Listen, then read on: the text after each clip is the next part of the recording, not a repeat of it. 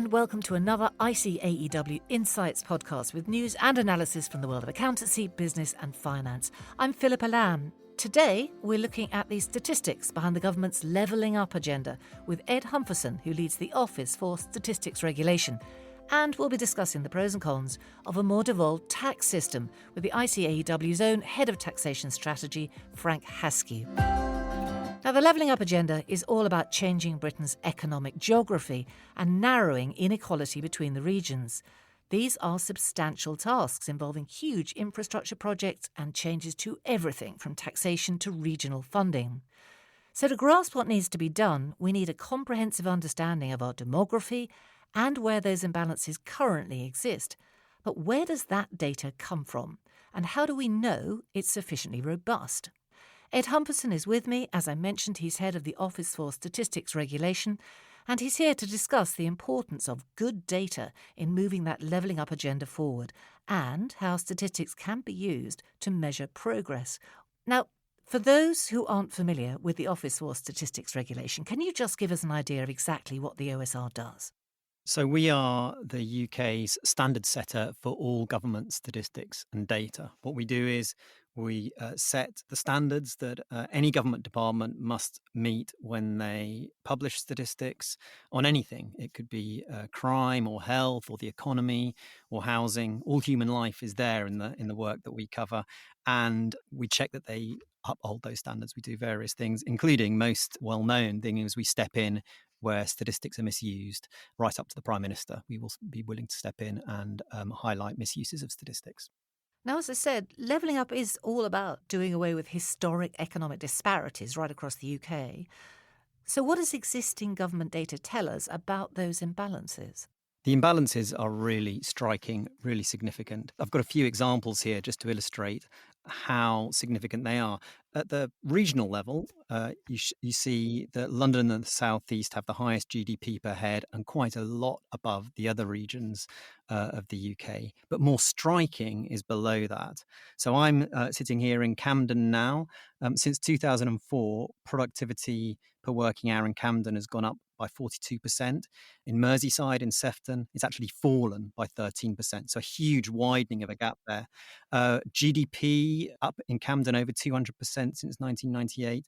In the Midlands, places like Dudley and Wolverhampton only up by 65%. So you see not only gaps, but widening gaps. And indeed, it's not just those economic numbers, it's also health numbers. I always think the most striking and perhaps depressing imbalance is healthy life expectancy, how long somebody can expect to live disability free. In Camden, the average male can expect to live to be 65. In Hull, it's 53. So 12 years less healthy life. A really, really striking imbalance. That's a huge gap, isn't it? It's a huge gap, yeah. Well, obviously, this data, it's only useful if it's good data. So how do you go about monitoring government data to assess its quality? Well, we have a framework which we call TQV, trustworthiness, quality and value. And the starting point of that is to say that it's not just the quality of the data that matters. It's how trustworthy it is, whether it's being produced by people who are free from political spin, political interference, and whether it's valuable to the public. And the reason that point is so important is that I think it's very easy to imagine that data just go into some kind of, darkened room in Whitehall and senior decision makers, civil servants and ministers kind of look at the numbers and come up with clever policies. But of course, that's a really elitist way of thinking about data. Really, data are collected from society and should be available to everyone in society to understand. So we also look at that accessibility and that insight available to the whole public. So we check all of those things. We check trustworthiness, who's deciding what numbers are collected and how, quality, what the numbers actually are, whether they're reliable, where they're from, the methods used, and then also this point about value, how accessible are they? Do they answer the questions that people want to have answered, like how much imbalance is there in the UK? Okay, so obviously you introduced a lot of rigour into that checking process. But what happens if you're not happy with a particular study or data set? Well, what we do is we make a noise about it. We publish a report, we will write publicly to the department, and we will be very clear that we expect improvements. If they don't comply with our requirements, they will lose their statistics, will lose the status of being an accredited statistic. So we can strip them of their accreditation, and that signals to everyone, the government itself, but also to all the users. It signals that the numbers have not met the high standards that I've just outlined. Okay, so you have real organisational teeth then. Well, certainly we do. And what we find is that we're effective in getting government departments to improve their data collections. Data collection it's never still, the society is always changing. So the statistics need to evolve and adapt. And what we find is that when we step in, we say something needs to be improved here, we are listened to. Where are the biggest data gaps and challenges that you see when it comes to levelling up? Well, I think there's 4 successive issues to address, and I'll go through them in turn. The first and the most important one, like the home base, if you like, is quality. A lot of the regional statistics that we have, particularly the economic statistics, are not kind of directly observed. They're not collected from observations. They're modeled. What the Office for National Statistics do, they'll build a model and we say, this is what we think is happening, for example, for regional GDP. And the trouble with that is that it's not very good if there's a shock, if there's a particular area that starts to really struggle or indeed surge away, the model won't be picking it up. So really addressing that by using more data sources, tax data, which tells you about business activity in a local area, or companies' house data, using that much more is a really important first step in quality. Then once you've got that, if you want to think about leveling up, you're really thinking about bringing together lots of data about people and lots of data about, spaces, spatial economic data. And whilst we have good granular data on people, health and education and so on, we have reasonable spatial economic data. It's quite hard to find a place where it all comes together for a place to say, this is what that place is like, because you can look in one source and look at all of these things side by side. So bringing together is the next thing. Even when you've done all that, you've got the quality sorted, you've brought the data together so you can look at a place, there are gaps. And I think the most significant is a lot of leveling up is about pride in place. It's about people feeling that where they live and where they're from is worthwhile. It's got a good community and so on. That's really, really hard to measure. And I actually suspect that what government is going to need to do is to go outside the official data system and use things from civil society, things which are more bottom up, surveys or locally generated data to get much more of an insight into, what, beyond all the numbers, what is a place really like and how is it really doing and how do the people who live there really feel? It's a little bit like the ghost in the machine, if you know what I mean. Yeah, I do. Do you want to give us more on those gaps and challenges? Yeah, well, the really interesting development in data collection over the last, decade has been this interest in well-being. So instead of just collecting, numbers on, the size of the economy and how many people are in employment, you go and ask people about how they feel about their life. And typically it's based on 4 questions about how happy people are and how satisfied they are with their life and things like that. And that produces really, really interesting insights, like actually some of the areas which are wealthier, some of the areas like Camden and Islington don't do so well on well-being, and some of the more rural areas where incomes are less high do really well. And again, this is an issue where there's a sort of a gap between that well-being insight, which gives you some sense of how people feel about their lives and where they live, and the kind of harder numbers. And I think what we need is to close that gap. If we really want to understand how to level up in a way that makes place a meaningful thing about in people's lives and that's something they can feel proud of, understanding these relationships between well-being and employment and well-being and health and well-being and crime and well-being and education, all of those things, really, really important. It's a bit of a frontier, I think. Is there a tension between those different sorts of data? I mean, on the one hand, you've got hard statistical data. On the other, you've got self-reported data about how people are feeling. I mean, is there a difficulty in trying to combine those into really solid insights? Well, that's what makes it interesting. I don't think it's not something where you can just simply write a formula and plug the numbers in and out pops. This is your answer. It's much more subtle. But I do think that if you drill down into both sets, the harder numbers that we've just been talking about, and then these well-being numbers, you can start to see causal patterns and relationships between things, like how people's health affects how they feel about their lives and things like that.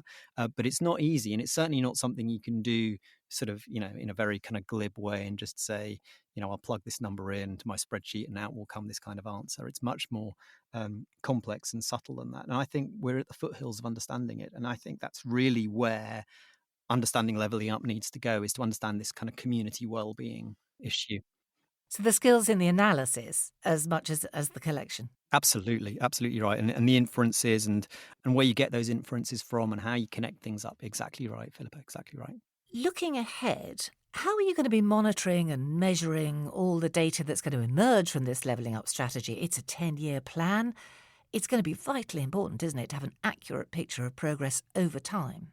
I think a really bad outcome from all of this in terms of statistics and data would be for this process of measuring progress against leveling up to be a Whitehall activity, for all of the data and statistics to be funneled up into, at the end of 10 years, for the civil servants to emerge blinking into the light and to say, we can now tell you It's that happened, we right? have successfully Okay, leveled up. it's I happened. think that Yeah, would it's actually happened. exactly. I think in a way that would be the antithesis of the whole project. The whole project is about saying we're too centralized in the UK, and one of the manifestations of that centralization is in these really huge imbalances.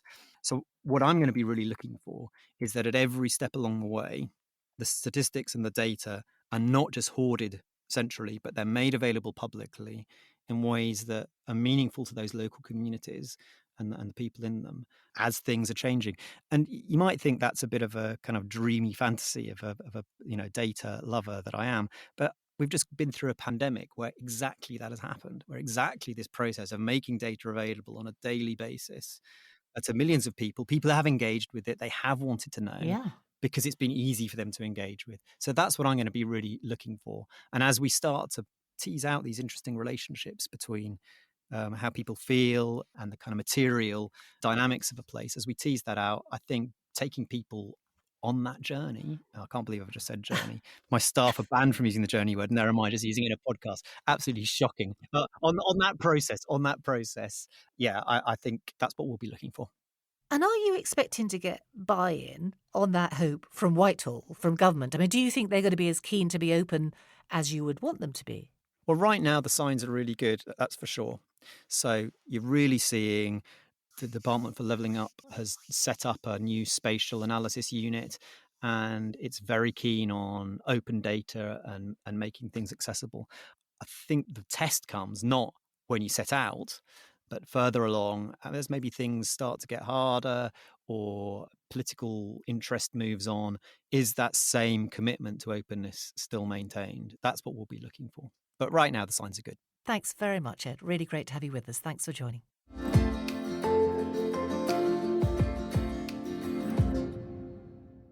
Okay, let's turn to the tax implications now, because one of the big levelling up questions is whether to further devolve taxes, both between nations and at a regional level. This could give regions more autonomy, and it would help address funding gaps that have caused problems in recent years. But it could also add more cost and complexity to the tax system. So let's look at those pros and cons in more detail with ICAEW's Head of Taxation Strategy, Frank Haskew. Hello, Frank. Thanks for being with us. Hello there. So tell me, Frank, what do you feel are the big benefits and risks around further devolution of taxes generally? That's a very good question, Philippa, and a very opportune time for considering it, because there's quite a lot of change currently in the pipeline with things like the Levelling Up Bill and also the recent publication of an Independent Fiscal Commission report into further devolution of taxes in Northern Ireland, which is a very lengthy and well-considered report, which actually sets out a lot of the risks and rewards of tax devolution. In fact, the chair of that was Paul Johnson of the IFS, and it's extremely well considered and is certainly well worth a read. But I mean, in a nutshell, the advantages of devolution really stem from things like greater flexibility, the ability to respond more quickly to local conditions, the ability to potentially spur economic growth, and effectively, to be able to make the best choices at the local level. But obviously, that comes with a lot of risks as well. So potentially, there's obviously a downside revenue risk, and potentially a lot more complexity could be added to the system. So it's sort of quite a finely balanced. I think if you get it right, potentially it's good, but the long-term implications if you get it wrong could also be quite serious. I mean, if we're thinking specifically about the Levelling Up programme, I mean, how might devolved taxes play into that? The Levelling Up programme and the Levelling Up bill that have been published don't really talk in great detail about effectively tax and the role of tax in that. The bill itself has provisions in relation to a thing called the infrastructure levy, which is effectively a levy on development. But other than that, the actual bill itself is quite silent in terms of how tax might play into this agenda. So obviously, we have devolved taxes already on stream in both Scotland and Wales, but how I think they're going to play into the wider levelling up agenda, particularly potentially at local level and if you like within regions of say England, I think at the moment is still really not entirely clear how it's going to work, Why do you think they haven't talked about tax? because tax is a very complicated and difficult subject in its own right. We have one of the most complicated tax systems in the world, and it requires a lot of administration and systems to get it right. So you sort of straight away are into problems of, okay, how do you both design and administer taxes? And currently, effectively, most taxes are obviously done centrally with HM Revenue and Customs. So devolving that is actually incredibly problematic and time consuming. And obviously, some taxes lend themselves much more easily to effectively devolution than others. So, for instance, both in Wales and Scotland, we've seen devolution of what I might call basically land taxes. So, effectively, the UK equivalent of stamp duty, land tax, and landfill taxes. So, it's much easier to actually sort of ring fence those, if you like, and treat those separately. But if you've got something like income tax, national insurance, VAT, it's much, much harder to do. But from a national perspective, I mean, thinking Scotland, Wales, Northern Ireland, do you see further devolution as inevitable? I think what we're likely to see firstly is probably a bit of a period of reflection as to how the existing devolution of taxes is actually working out in practice. But I think in the longer term, we certainly probably will see further changes in the pipeline. And just going back to, for instance, the Northern Ireland Fiscal Commission report, that effectively we've already had on the stock since 2015, for example, the ability to devolve corporation tax rates to Northern Ireland, which has never actually been exercised. But the latest Fiscal Commission report, I think, has brought it very much back onto the agenda. So I think what we will see is across all the nations of the UK a slow move, I think, towards potentially further devolution, but recognizing that it takes time, they need to be designed, and there needs to be examples of, for instance, the block grant adjustments will also need to be thought through. So I think it's a sort of long-term game, if I can use that expression, which will take many years to actually work through the system. So, what would more tax devolution mean for the central tax system then, Frank? I mean, I think in relation to the UK, we obviously have HMRC, HM Revenue and Customs, which is effectively the guardian of the UK tax system. And that role, I think, is certainly likely to continue for quite a long time in terms of devolved taxes generally, because we're likely to see that HMRC is still going to keep sort of central records, for instance, in national insurance, which is currently effectively across the whole of the devolved nations. So I think there's going to be a long-term role for HMRC in tax collection. What we might see, and I hope we will see, though, is that developments in the devolved taxes might actually encourage us, if you like, a move towards more agile and responsive tax system that's more accountable to local needs, and that will feed back into the centre and HMRC and make them more responsive to, if you like, taxpayer needs. So I think it potentially is a good thing and will encourage HMRC to, develop and improve its tax systems. I mean, as you say, that sounds positive. I mean, I'm wondering whether in your mind you have any specific tax changes you think we're actually likely to see in the foreseeable future with regard to levelling up. As I mentioned, for instance, we could see further devolved taxes coming on stream, particularly in relation to, say, Northern Ireland, following the latest Fiscal Commission report, where, for example, as well, the UK is looking to increase its corporation tax rate to 25%, which I think will renew calls to review whether we should devolve corporation tax to Northern Ireland, given that currently the Republic of Ireland only has a 12.5% rate of corporation tax. So I think that's all going to come back onto the agenda. And I think we could also see, now that the UK is no longer in the EU, potentially, for instance, VAT was always very much an EU tax. Now, obviously, it's a UK tax. And we could see now much more scope, I think, to consider regional developments, if you like, and possibly even rates of VAT. So I think that could be quite an interesting area. And we're also likely to see, I think, further devolution of probably some niche taxes like air passenger duty as well, which is certainly on the stocks. So I think there's going to be quite a lot of developments in this area over a number of years. But I think, it's a long term. Any sort of sense of the time frame of when this might actually start happening? Well, we're already been into devolution of taxes really for almost 20 years. It started back in 1998. So it's already been continuing for many years. But my guess is we could see these further developments, for example, with Northern Ireland, if they can agree the funding of it. I think we could see that quite quickly. So maybe, just in a year or two's time. So I think we're likely to see probably developments certainly over the lifetime of this Parliament, and probably, I guess, further changes coming in the Parliament after that. Frank, thank you so much. Really, really helpful insights. Thank you very much, Philippa. My pleasure. That's it for today. Many thanks to our guests, Ed Humpherson and Frank Haskew, and thanks for listening. If you've enjoyed this episode, please do rate, review and share it. We'll be back later in the month. Join us then.